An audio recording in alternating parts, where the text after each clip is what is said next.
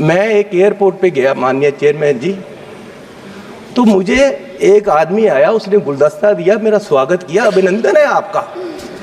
मैंने कहा भैया आप कौन हो, मेरा अभिनंदन क्यों कर रहे? बोले जी हम अडानी जी की तरफ से आपका स्वागत कर रहे। मैंने कहा भैया आप मेरा स्वागत क्यों कर रहे हो? बोले जी अब ये एयरपोर्ट हमारा है, अब हमें इसके मालिक हैं, 50 साल के लिए हमने ले लिया है। तो मैंने कहा यार चलो ठीक है, आपने ले लिया, आपका धन्यवाद। मैं जहाज में चला गया, जहाज में गया, वहाँ फिर मुझे बुक्के मिला। वो कहते जी आपका स्वागत है, हम कंपनी की तरफ से कर रहे। मैंने कहा यार इंडियन एयरलाइन का जहाज है, आप क्या कर रहे हो, आप कौन हो? बोले जी ये जहाज अब हमारी कंपनी का है, ये मोदी जी ने हमें बेच दिया है। तो मैं पूछना चाहता हूं कि क्या क्या बेचोगे, कितना बेचोगे देश को? मैं 7 एयरपोर्ट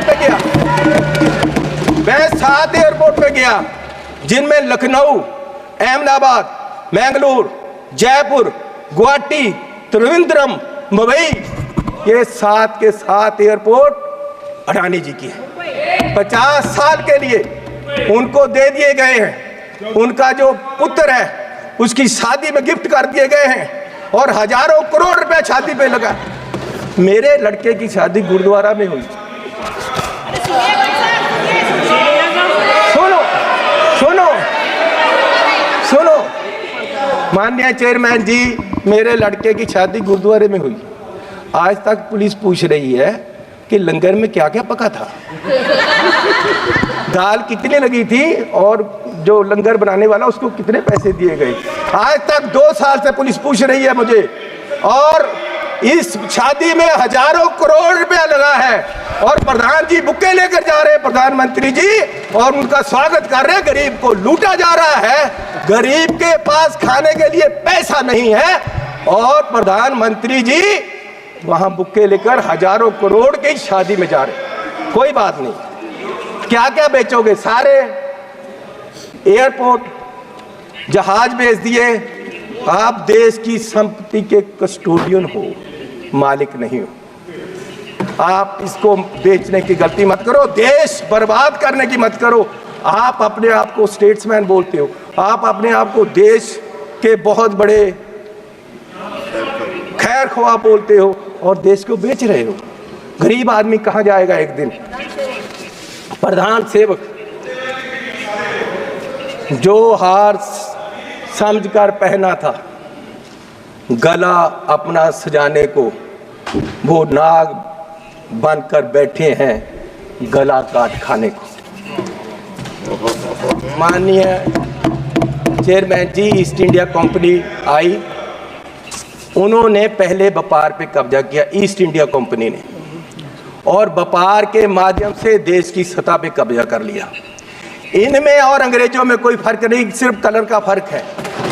ये भी पहले सतह पे काबज हुए, और फिर सतह के माध्यम से आज ये देश की राजनीति के माध्यम से पूरे देश के व्यापार पे अपने आदमियों का कब्जा करा रहे हैं। और मोदी जी उस समय बोले थे 14 में, जब सरकार बनी नहीं थी, डॉलर की कीमत ज्यादा होने से जो रुपया गिरा, उसके बारे में मोदी जी ने उस समय बोला था क्या कारण है कि देश का रुपया पतला होता जा रहा है, ये जवाब देना होगा आपको। देश जवाब मांग रहा है, समझ नहीं आ रहा प्रधानमंत्री जी गिर रहे हैं या रुपया गिर रहा है। कभी कभी तो लगता है कि रुपए की और सरकार के बीच कंपटीशन चल रहा है, कि सरकार ज्यादा गिर रही है या रुपया ज्यादा गिर रहा है। और मोदी जी ने कहा था जिस देश का रुपया कमजोर होता है, उस देश की सरकार कमजोर होती है, उस देश का प्रधानमंत्री कमजोर होता है। मैं आज कहता हूं कि आज देश का रुपया कमजोर हो रहा है, आज देश की इकोनॉमी डूब रही है। क्या देश का रुपया कमजोर हो रहा है या प्रधानमंत्री जी कमजोर हो गए हैं या देश की सरकार कमजोर हो रही है। दूसरा, पेट्रोल की कीमतें, इन्होंने कहा, प्रधानमंत्री जी ने 2014 में कि पेट्रोल की कीमतें बढ़ रही हैं और मनमोहन सिंह जी को कोई फर्क नहीं पड़ रहा, देश डूब रहा है। तो पिछले 10 सालों में पेट्रोल की कीमतें 23 रुपये बढ़ गई हैं। पिछले 10 सालों में पेट्रोल की कीमत, डीजल की कीमतें 35 रुपये बढ़ गई हैं, जबकि पिछले जो मनमोहन सिंह का समय था उससे क्रूड ऑयल की कीमत $20 प्रति बैरल कम हो गई है।